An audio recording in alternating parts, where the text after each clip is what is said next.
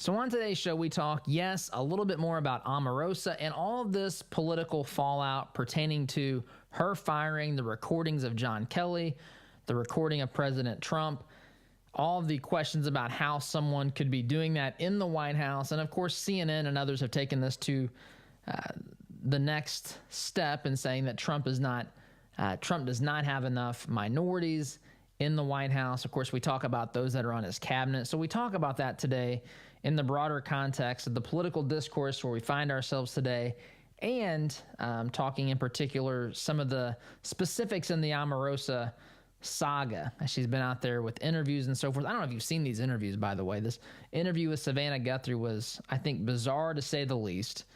So we talk about that today. Also talk a little bit about the firing of Peter Strzok. Of course, now Trump is accused of being political with this whole firing of Strzok or the Republican apparatus.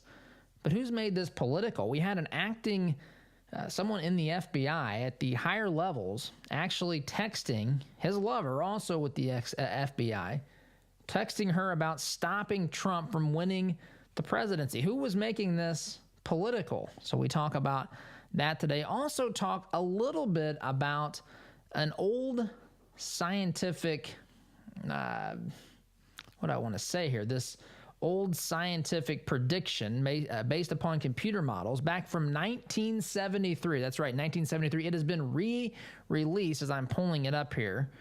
It has been re-released, and it is now being reintroduced to the American public. This another end of the world scenario. So we talk about this. We apparently have about 1 year, because right after 2020, if you follow this model's prediction, the world as we know it's going to cease to exist. So we basically have 2 elections to get this right. I guess one is the 2018 midterms, where we're supposed to give the Democrats control of the House and Senate.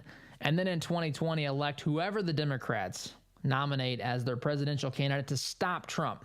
Even these computer models, I guess, are telling us the dangers of Donald Trump running the free world. So we talk about that and more. Of course, today was our second day of the Conservative Not Bitter Party bonus content, which you can access on our website as a member.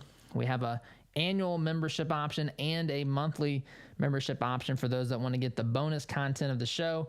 Guys, as always, I appreciate you listening. Have a great day. We will see you tomorrow. Take care.